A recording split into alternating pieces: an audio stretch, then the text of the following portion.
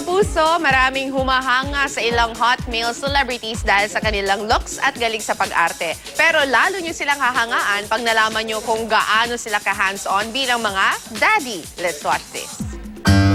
Hindi lang sila winner sa aktingan at pagiging hot, kundi maging sa pagiging isang ama.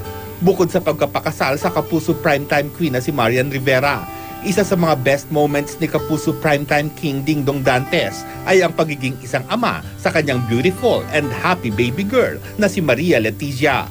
Yeah, so parang minuminuto talaga kailangan nandun ka para masaksihan mo lahat ng mga nagaganap sa sa kanyang paglaki.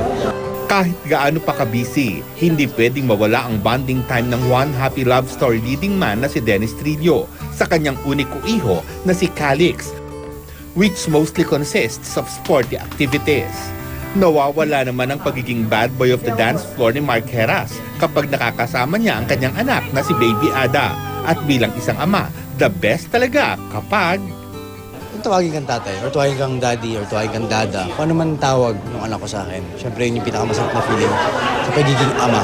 simple lang naman lagi ang gusto ni Bossing Vic Soto at yan ay ang makasama ang kanyang mga anak at ang asawa na si Pauline Luna. Kaya naman ang plano ngayong nalalapit na Father's Day, Kasama yung mga anak, mga apo, most probably kompleto. Baka si Mark lang ang absent dahil busy sa Gilas. Di ko alam sa mga anak ko. Siguro sila dapat ang magplano niyan. full of adventure lagi ang buhay ng Agoncillo family. Kaya si Dabarkads Ryan Agoncillo, bukod sa paghihikayat sa kanyang mga anak na ma-involve sa mga healthy activities like going to the gym, running and playing, panay din ang pagkuha ng mga litrato ni Daddy Ryan sa kanyang happy family.